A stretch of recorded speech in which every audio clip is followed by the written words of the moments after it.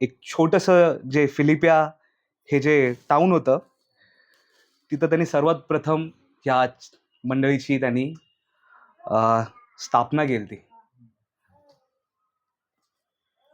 आणि तो ज्यावेळेस हे पत्र लिहित असताना त्याने इफिस्करास, कलेसिकरास, फिलेमोन हे देखील पत्र त्यांनी त्या बंदिवासातनं लिहिले. आपण पाहूया की फिलिपिकरांसमध्ये 5व्या अध्यायात 2ऱ्या अध्यायाचं 5वं वचनामध्ये आपण काय शिकतो ते, की ख्रिस्त कसं स्वतःला अ, इकडे नम्र करतोय. आपणा सर्वांना माहीत आहे की ख्रिस्तानी त्याचा गौरव सोडला. त्याने त्याचा गौरव त्यागला आणि तो या भूतलावरती आला. आणि ते काही सोपे नव्हते.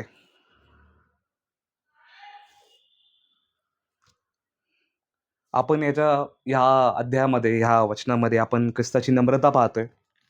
येशू उंचवला जाण्यापूर्वी त्याने स्वतःला नम्र केले.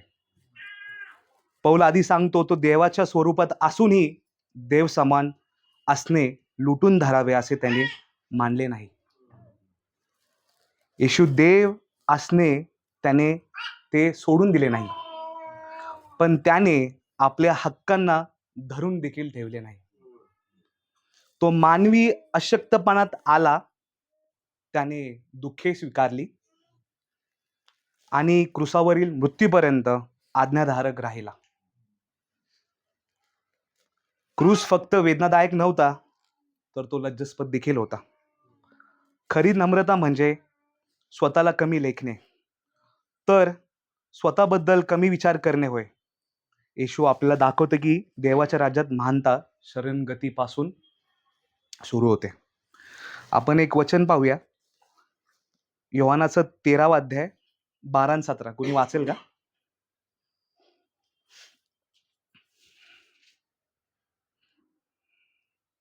योहान 13, 12 12 12 ते 17. मग त्यांचे पाय धुतल्यावर व आपली वस्त्रे चढवून पुन्हा बसल्यावर त्याने त्यास म्हटले, मी तुम्हास काय केले आहे हे तुम्हास समजले काय? 12 ते 17. तुम्ही मला गुरु व प्रभू असे संबोधिता आणि ते ठीक बोलतात, कारण मी तसाच आहे. यास्तव मी प्रभू व गुरु असूनही जर तुमचे पाय धुतले तर तुम्ही एकमेकांचे पाय धुतले पाहिजे. कारण जसे मी तुम्हास केले तसे तुम्हीही करावे म्हणून मी तुम्हाला कित्ता घालून दिला आहे. मी तुम्हाला खचित खचित सांगतो, दास आपल्या धन्यापेक्षा थोर नाही आणि पाठविलेल्यापेक्षा थोर नाही. जर ह्या गोष्टी तुम्हाला समजतात तर त्या केल्याने तुम्ही धन्य आहात. Praise God. आपण बघतोय इथे की त्याने त्यांचे पाय धुतले. जो सर्व समर्थशाली परमेश्वर, ज्याचे पाय आपण धुतले पाहिजे, पण तो इथे स्वतःला नम्र करताना दिसत आहे. आणि इतकं नम्र करताना दिसत आहे की तो शिष्यांचे पाय धुतोय आणि तो शिष्यांना सांगतोय की जसं मी करतोय तसं तुम्ही देखील करा. आणि आपण याच्या पुढे जर आपण पाहतो की ख्रिस्ताची जी नम्रता आहे, तो ख्रिस्त जो अग्निरथामध्ये यायला हवा पाहिजे त्यांनी, पण तो कशावरती आला? तो गाढवावरती आला. त्याने त्याला तितकं नम्र केलं. आणि हाच तो जो संदेश आहे, तो ख्रिस्त आपल्यास देऊ इच्छितो प्रियांनो, की आपण देखील त्याच्यासारखेच नम्र झालो पाहिजे.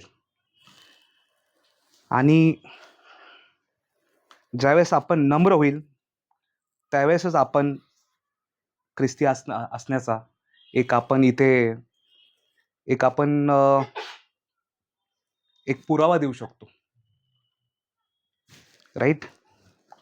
पुढे आपण पाहूया की हाऊ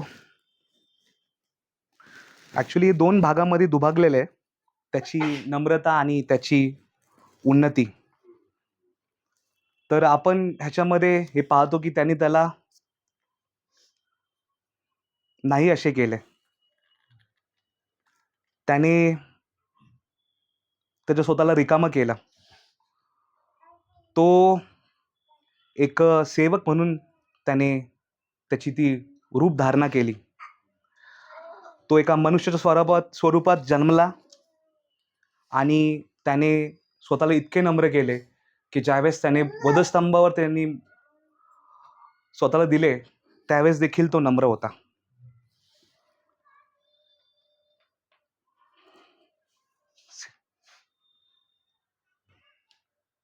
शिष्यांच्या पाय धुण्यापासून तर गाढवावरती येण्यापासून त्याचे इन्कार्नेशन आपण पाहतो, ते देखील नम्र होते. आपण त्याची गच्चमनी बागेतली प्रार्थना देखील बघू शकतो, ती देखील नम्र होती. आणि त्याचा जो स्वभाव आहे दुसऱ्यांची सेवा करण्याचा, तो देखील नम्र असा होता. आणि इथे पाहतोय आपण 9 वचनाच्या पुढे वचन सांगतं, just a second, I will read.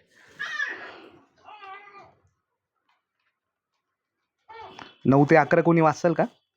यामुळे देवाने त्याला अत्युच्च केले आणि सर्व नावांपेक्षा निकृष्ट नाव ते त्याला दिले. यात हेतू हा परमेश्वराला पृथ्वीवरून उंची झाली.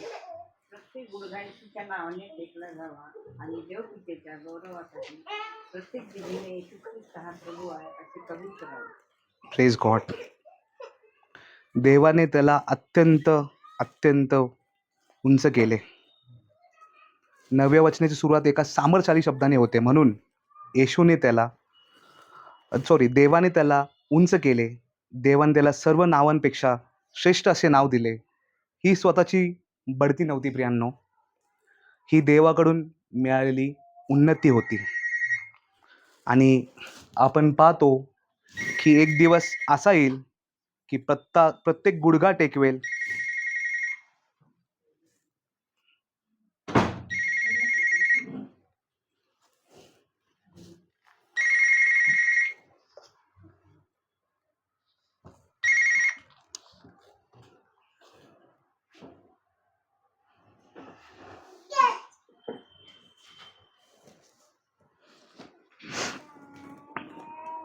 एक दिवस येईल, प्रत्येक गुडघा टेकवेल, स्वइच्छेने किंवा अनिच्छेने. प्रत्येक जीभ कबूल करेल, आनंदाने किंवा अनिर्वयारपणे. येशू फक्त तारणार नाही, तर प्रभू येशू ख्रिस्त हा प्रभू आहे. ही ती उन्नती आपण पाहतो की देवपित्याने त्याला त्या नम्रपणेच्या नंतर दिली. त्यांनी जे आपल्यासाठी विविध प्रकारे त्यांनी दाखवलं, नम्र झाला तो आपल्यासाठी. आणि देवाने त्याला गौरव देखील दिला. आणि आपण ते पाहू शकतो की आपण रिसेंटली जे आपण 7 IM जे आपण अभ्यासलो होतो, त्याच्यामध्ये कसं देवाने त्याला गौरव देऊ पाहिला, की त्याच्यामध्ये तो बोलतो की मी जीवनाची जी भाकर आहे, मी जीवनाचा प्रकाश आहे आणि मी मी ज्या जीवनाचा दरवाजा आहे. मी उत्तम मी शेफर्ड आहे.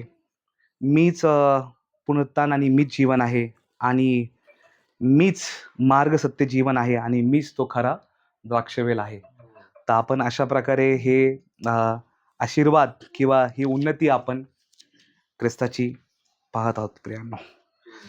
So yes,